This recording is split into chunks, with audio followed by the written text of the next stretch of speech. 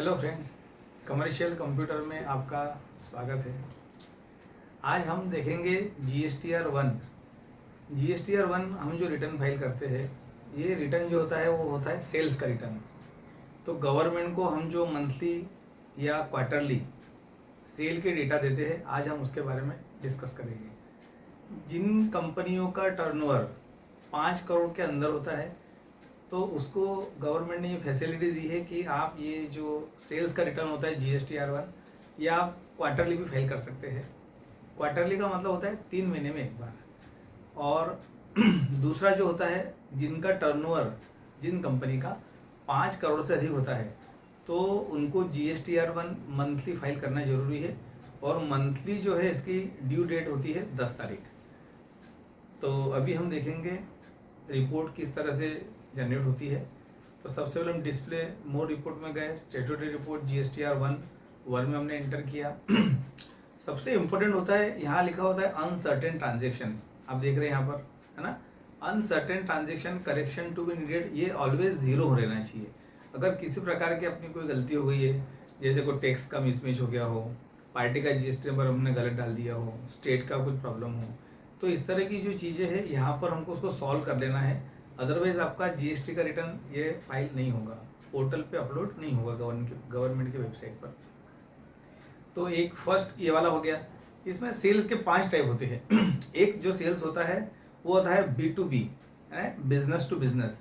यानी business to business का मतलब हम भी GST में रजिस्टर्ड है, सामने वाला पर्सन भी GST में रजिस्टर्ड है ना, he is also having GST number.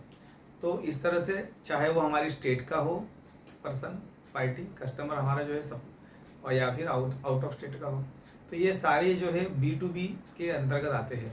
और जिनका टर्नओवर 5 करोड़ से अधिक होता है, तो उनको 3 दिन के भीतर ई इनवाइस, मतलब जो एक प्रोसेस होती है कि आपने जो इनवाइस रेस किया है उसको गवर्नमेंट के पोर्टल पे अपलोड करना जरूरी है।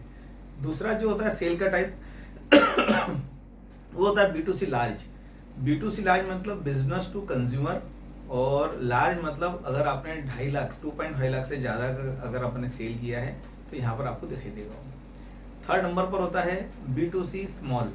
स्मॉल मतलब कि जो हमारे कंज्यूमर या अनरजिस्टर्ड डीलर जिनका GST नंबर नहीं होता है ना, तो चाहे वो हमारी स्टेट के हो चाहे आउट ऑफ स्टेट के हो, तो ये B2C स्मॉल के अंतर्गत आते हैं।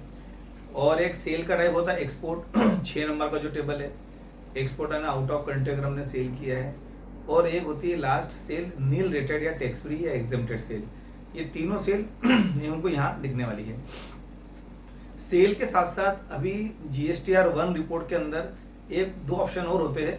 क्रेडिट नोट, यानी अगर हमने किसी को माल बेचा है तो वो जो वापस आ गया है, तो उसको हम क्रेडिट नोट में एंटर करके एंट्री कर सकते हैं। क्रेडिट नोट भी 2 तरह से हो सकता है, एक रजिस्टर्ड डीलर का और एक अनरजिस्टर्ड डीलर का। नेक्स्ट जो होता है वो होता है HSN समरी, कि हमने कितने टाइप की HSN का बिजनेस किया है। तो यहाँ पर हमको गवर्नमेंट को ये भी सब चीज़ें डिफाइन करना जरूरी है।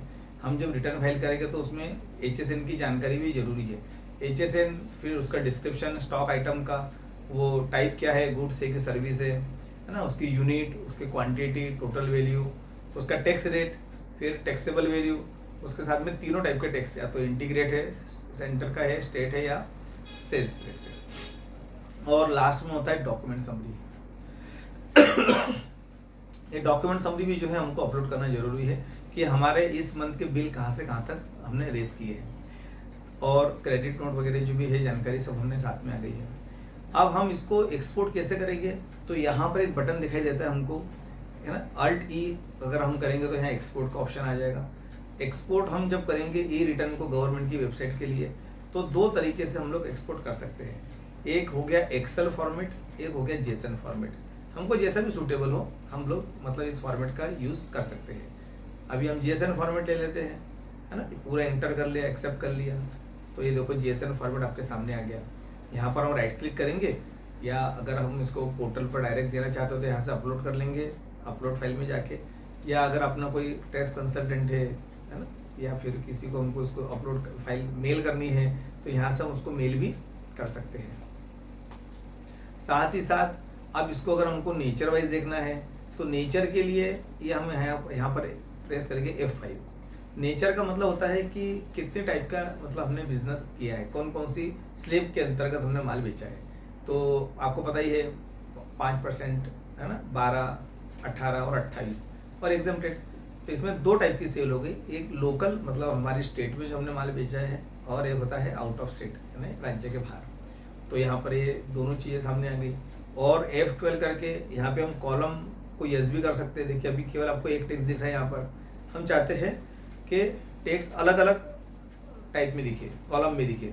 इंटीग्रेट का अलग हो गया, स्टेट का अलग हो गया, सेंट्रल का अलग हो गया। तो इस तरह से दोस्तों अभी हमने आज देखा है कि GSTR 1 हम लोग गवर्नमेंट के लिए कैसे फाइल करें। तो वापस मैं थोड़ा सा शॉर्ट में रिपीट कर देता हूँ कि ये जो होती है सेल्स की रिटर्न होती है, और सेल के बारे में सारी जानकारी हम गवर्नमेंट को देना चाहते हैं। इसको एक्सपोर्ट करने के लिए हम अल्टी करके जेसन फॉर्मेट या एक्सेल फॉर्मेट जैसा भी हमारा टैक्स कंसल्टेंट चाहता है, हमको उस फॉर्मेट में उसको एक्सपोर्ट कर देना है। नेचर वाइज हम समरी देख सकते हैं। और हमने सेल के 5 टाइप देखे, B2B, B2C large, B2C small, credit note, debit note और एग्जेम्प्टेड सेल, एक्सपोर्ट सेल, साथ ही साथ HSN समरी और डॉक्यूमेंट समरी। तो मैं आशा करता हूँ कि आज आपको जो मैंने GSTR 1 के बारे में जो जानकारी दी है वो आपके लिए उपयोगी सिद्ध होगी। तो इसी तरह से ये हमारी वीडियो को देखते रहिए कमर्शियल कंप्यूटर की, और इसको लाइक करते रहिए। आने वाले समय में आपको GSTR 2 और 3B के बारे में बताएंगे। Thank you.